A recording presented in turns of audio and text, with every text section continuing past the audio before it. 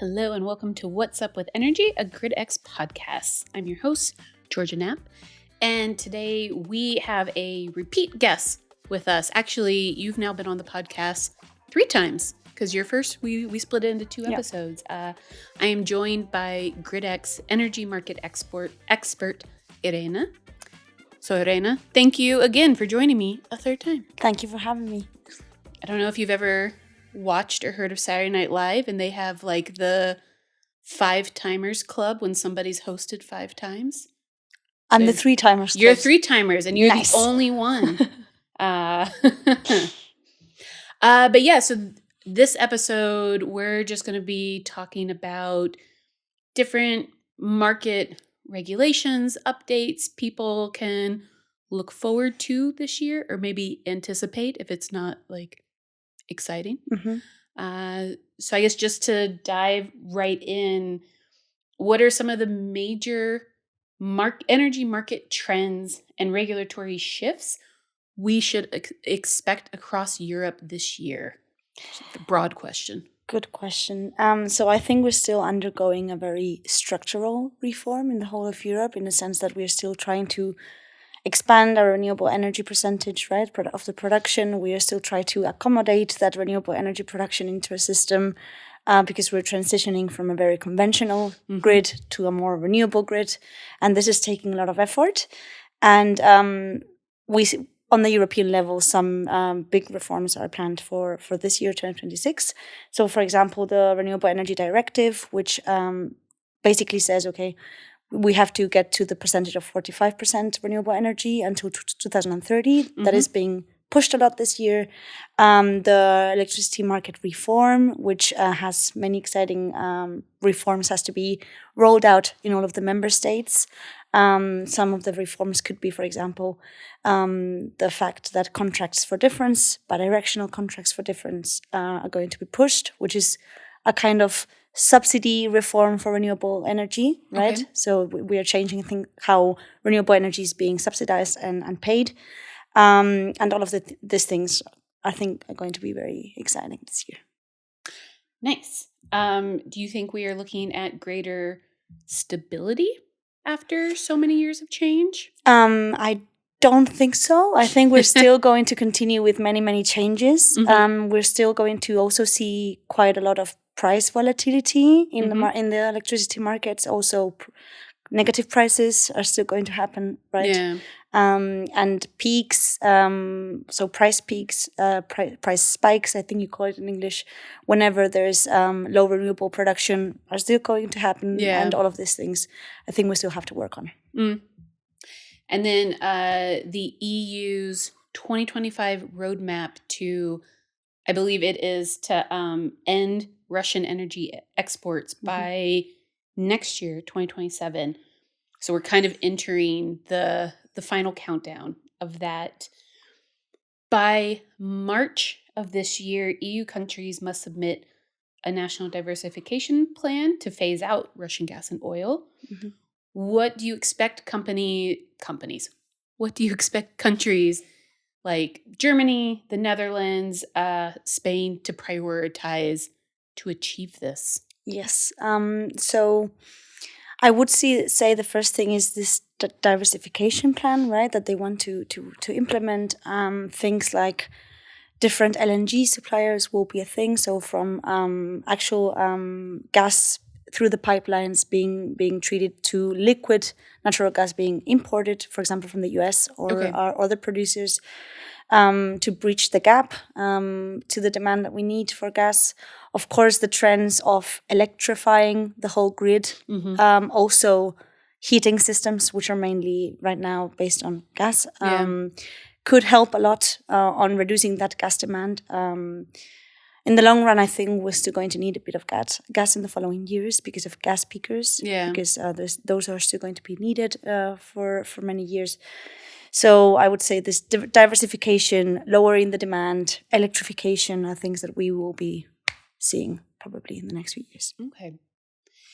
And then now going a little bit more local to Germany, MiSpeL was the regulation, right? That was pretty big, or is big. It was only just introduced last year. Yeah. Okay.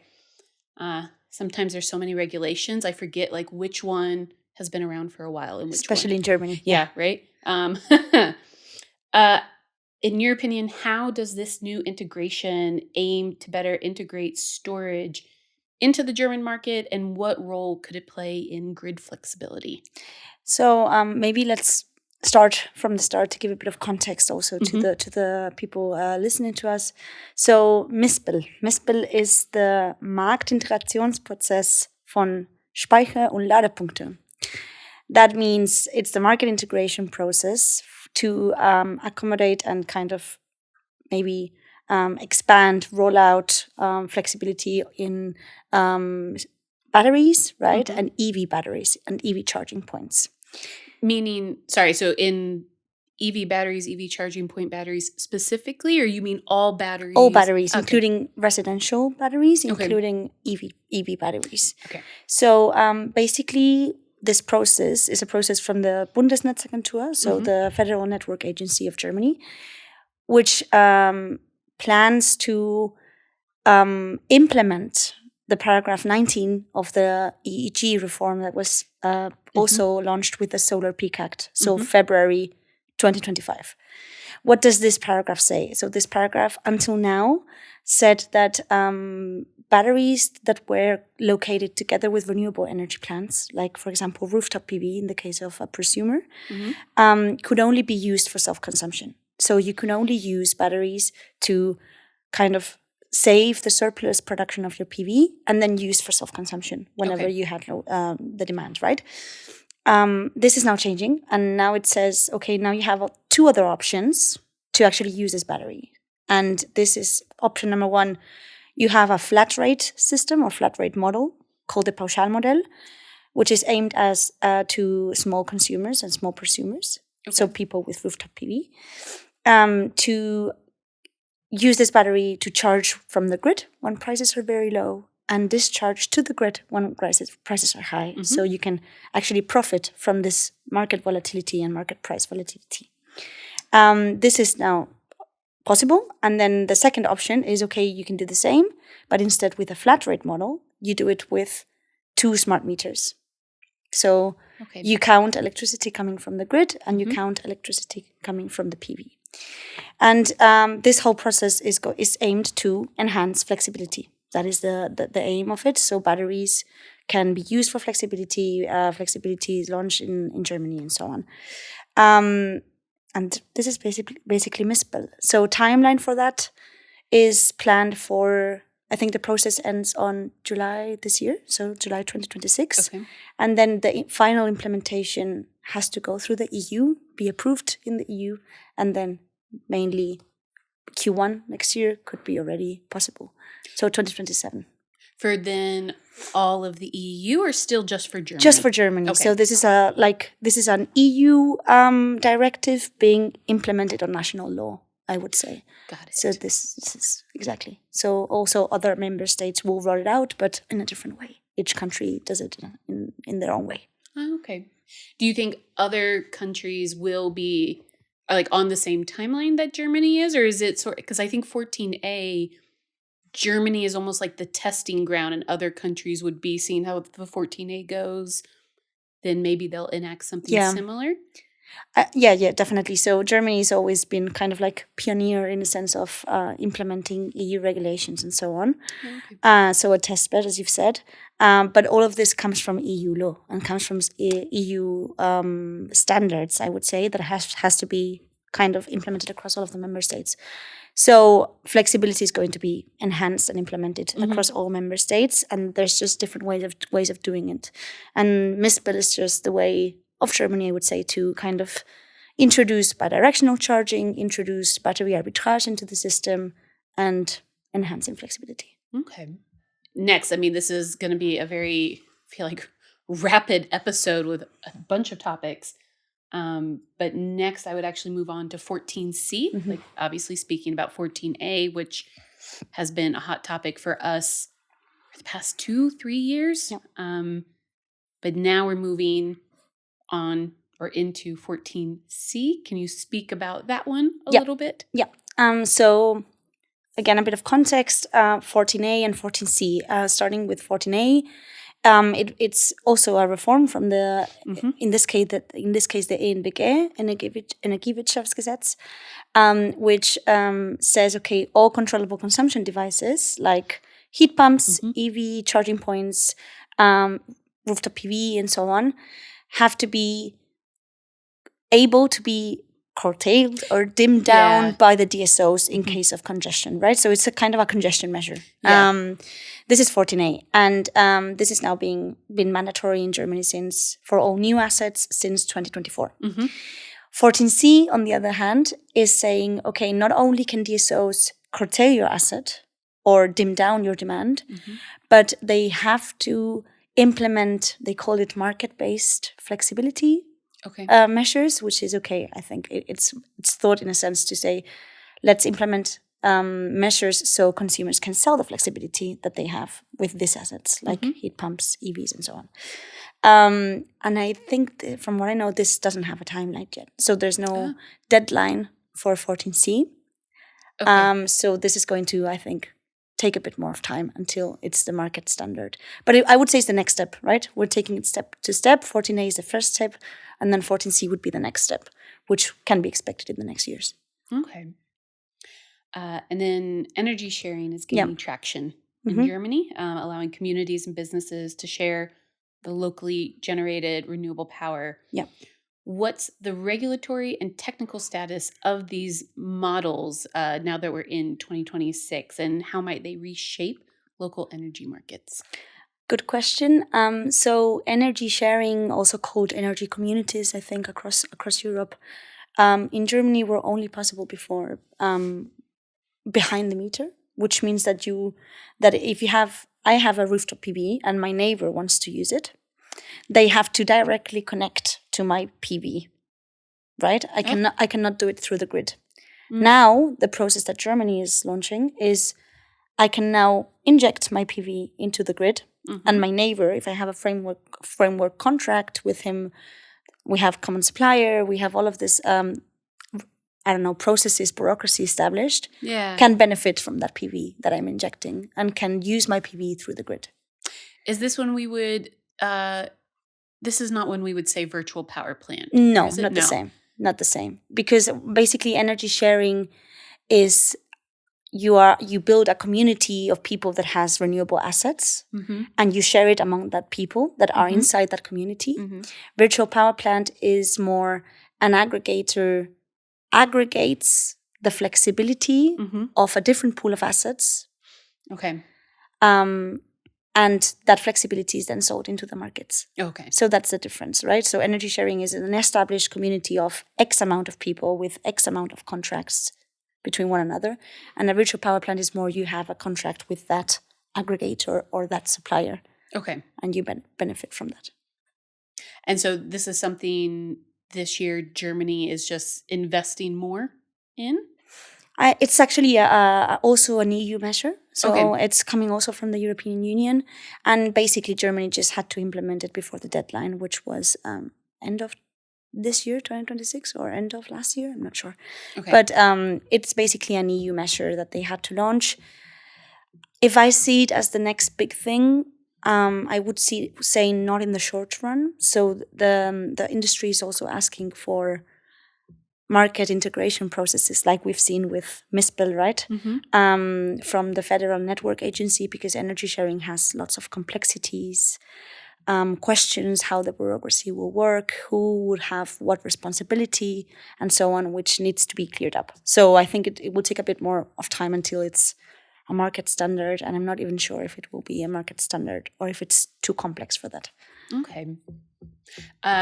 You just bringing up that Germany most likely by the end of this year has to say yes or no made me think about at the beginning of next year, 2027, the Netherlands, their net metering scheme officially ends. Yes.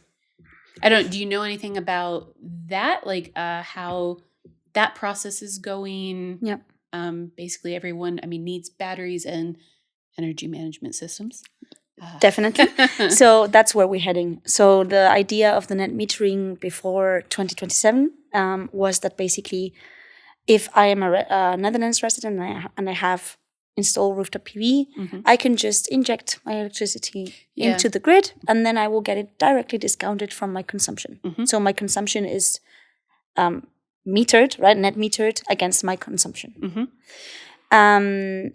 And this is now changing. And what they are saying, or what they want to implement, is more the market standard across other countries, which is you will get a price, cents per kilowatt hour, for the amount that you feed in, and you will pay your tariff for the consumption. So you don't pay the same price, so to speak, for the consumption and for the feed-in. Okay. That is what's changing. Of course, this is less interesting. If we speak about money, this is less interesting for people that have rooftop PV, because they are not going to get the same amount of money for that electricity as what they pay for their consumption. So the strategy is, of course, and what's expected is a battery boom, right? So people can use it for self-consumption instead of injecting it into the grid. And basically EMS. So you need to intelligently control to optimize that self-consumption. So you make sure you use everything that you produce. Do you happen to know if last year was the Netherlands seeing a rise in battery purchases? Yeah. Yeah? Okay. Yeah. And this year also expected to see a rise in batteries, I think, in general. The attachment rate that we call, the battery attachment rate in Netherlands was really low because of this net metering. Yeah. And now it's increasing. Yeah. Okay, nice. And then vehicle-to-grid solutions are also beginning to scale across Europe. What is the current state of vehicle-to-grid integration, and how close are we to seeing EV fleets actively participate in flexibility and balancing markets? That's a good question. So vehicle-to-grid, for those who don't know, vehicle-to-grid solutions basically mean that I use my EV battery to save electricity whenever prices are really low, and then I inject that electricity into the grid when prices are high, and I get money, right? And this, for now, has been more in a pilot stage across Europe. So different pilots have been done. There's, I think, very few countries which already have commercially available offers. So manufacturers actually selling vehicle-to-grid solutions and chargers. And this is more of what's expected a bit in the future. This is very looking into the future, what we will see. And vehicle-to-grid, apart from this pilot phase, if we focus in Germany, this will be precisely enabled through MiSpeL. So this is very, very closely intertwined. MiSpeL will allow people with EV chargers and EVs at home to use the grid for vehicle-to-grid solutions, right? And this is exactly why we think things are moving forward in that sense. And what was the second part of the question? How close are we to seeing EV fleets actively participating in the balancing markets and flexibility? Exactly. So this is also,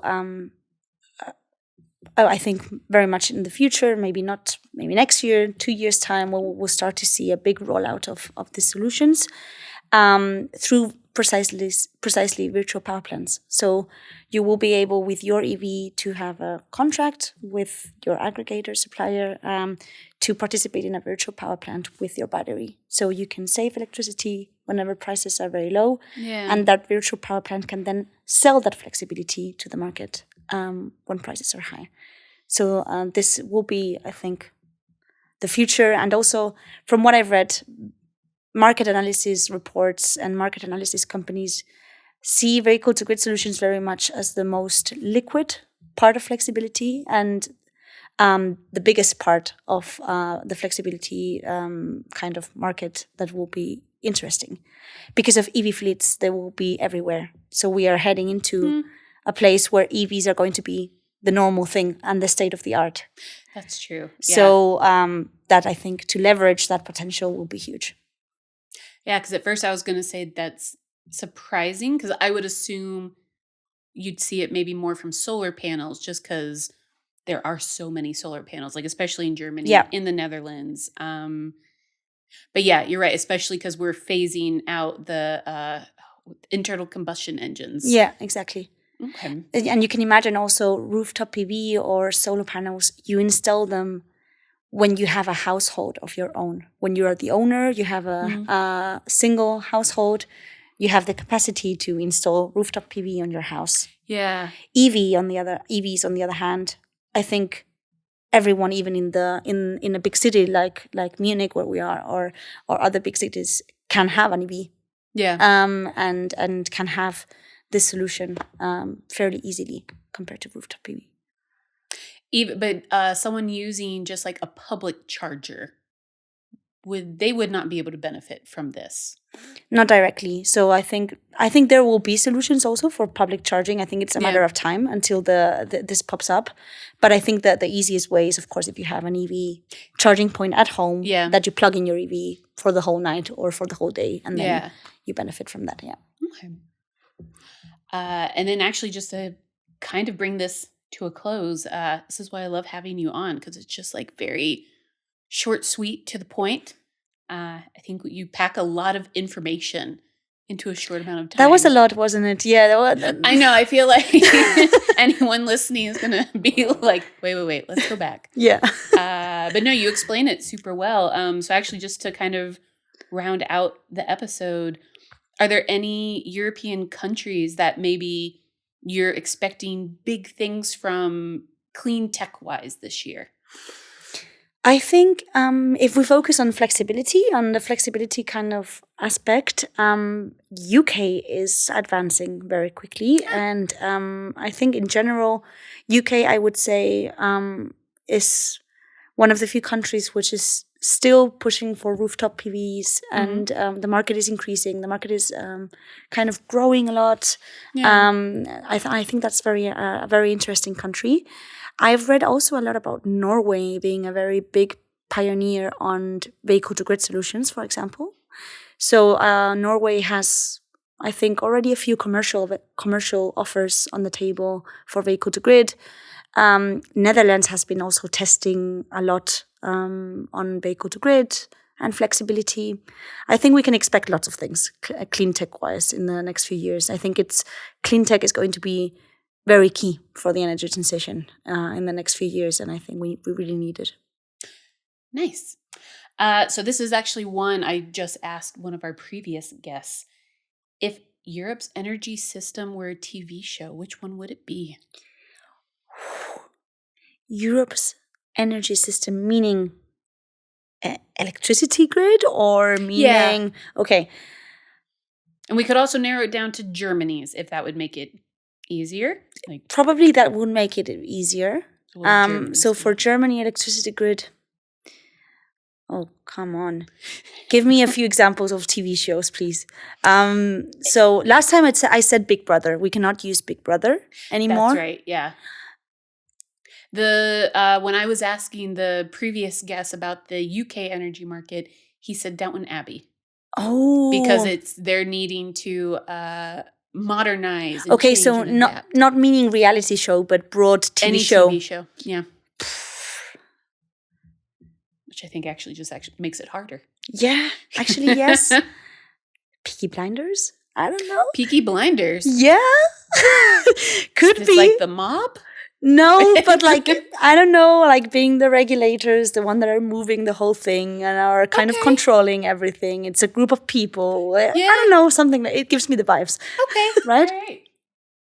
What is one metric you always look at to judge if a market is working or not? Working in what sense? I guess speeding towards its energy goals. Transition? Yeah. That would be electricity prices.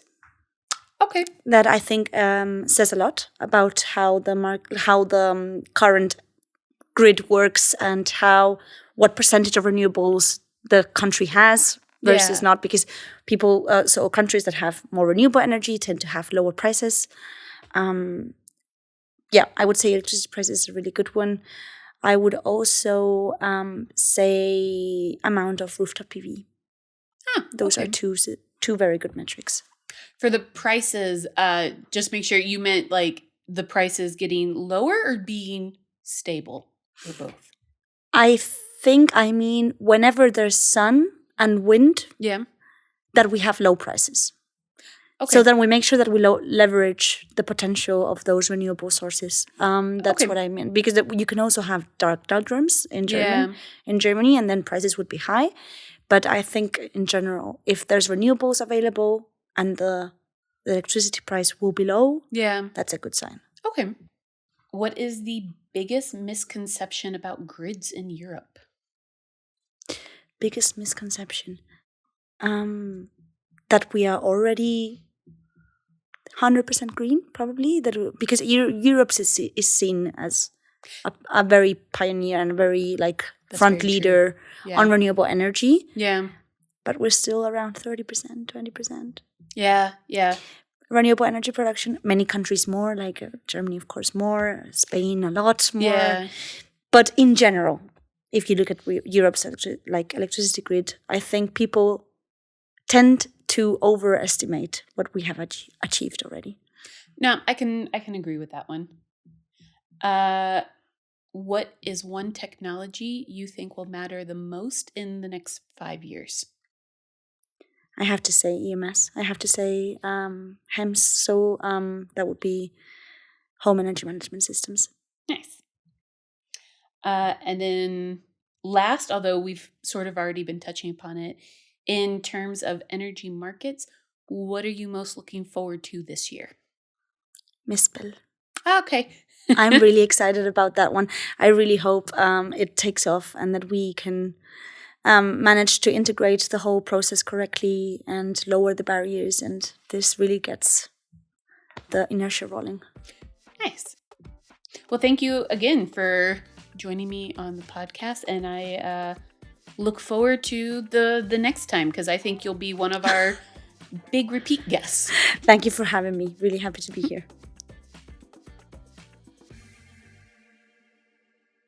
If you'd like to learn more about the world of renewable energy or energy management systems, be sure to check out our website, gridx.ai, where we produce regular blogs and glossaries about the subject.